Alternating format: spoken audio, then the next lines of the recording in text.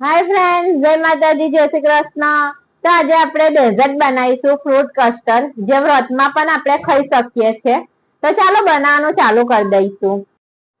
તો ગાઈસ, આપણે મખાના લીધા છે એક વાડકી, તે આપણે એક બાઉલમાં લઈ લઈશું। તો આ 10-15 જેવી બદામ છે તે લઈ લઈશું। તે જ રીતે 10-15 જેવા કાજુ લીધા છે તે પણ ઉમેરી લઈશું। તો આપણે હવે એનીમાં દૂધ ઉમેરીશું।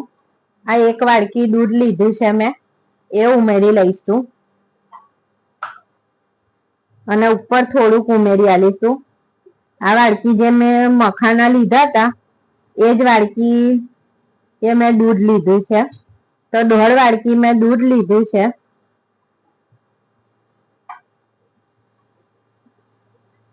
તો ગાઈસ, આને 10 મિનિટ માટે આપણે રહેવા દઈશું ઢાંકીને।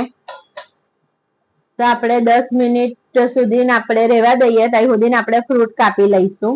તો ગાઈસ, આપણા ફ્રૂટ કપાઈ ગયા છે। તો હવે આપણે આ એક બાજુ રાખીશું ફ્રૂટને, અને હવે આને આપણે મિક્સરના કપમાં લઈ લઈશું। આપણું એના વાળું જે આપણે મખાના, કાજુ ને બદામ પલાળી હતી તે હવે તમે જોઈ શકો છો કે આપણું પલળી ગયું છે। તો આપણે એક મિક્સર કપમાં લઈ લઈશું। તો આપણે આ મધ લઈએ છે, તમે ખાંડ બી ઉમેરી શકો છો। તો મધ લો તો 2 ચમચી ઉમેરજો। મેં 2 ચમચી ઉમેરી છે। અત્યારે મેં ખાંડ ઉમેરતી નથી, અને મેં મધને મિક્સ કરી લઈશું આપણે।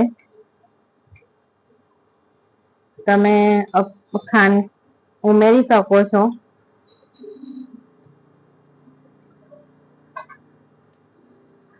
તો હવે આપણે આ મિક્સર કપમાં લઈ લઈશું।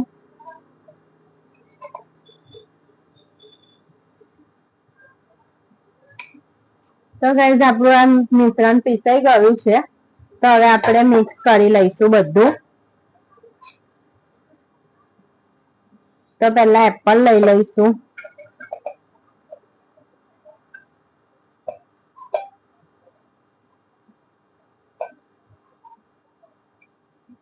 કેળા લઈ લઈશું,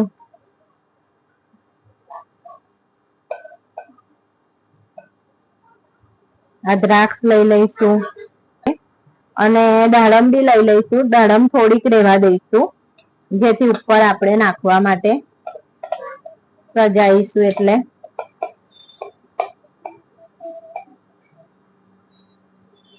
તો આપણે દૂધ ઉમેર્યું હતું, બીજું થોડુંક મેં, તો આપણે મિક્સ કરી લઈશું।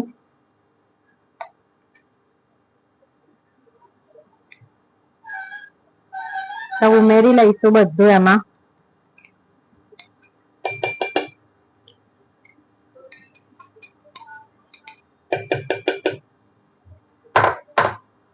અને હવે મિક્સ કરી લઈશું।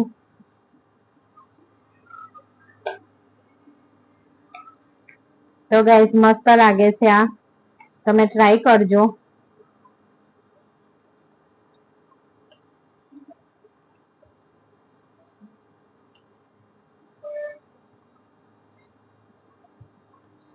તો આને થોડું ઠંડુ થવા દઈશું આપણે ફ્રીજમાં,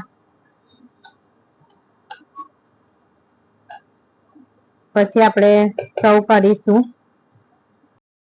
તો ગાઈસ, આપણું ફ્રૂટ કસ્ટર્ડ તૈયાર છે, વ્રતમાં ખાઈ શકાય એવું। તો આપણે સર્વ કરી લઈશું। તો ગાઈસ, આપણું ફ્રૂટ કસ્ટર્ડ તૈયાર છે, વ્રતમાં ખાઈ શકાય એવું। તો વિડીયો ગમ્યો હોય તો લાઈક કરજો, અમારી ચેનલને સબસ્ક્રાઇબ કરજો। જય શ્રી કૃષ્ણ।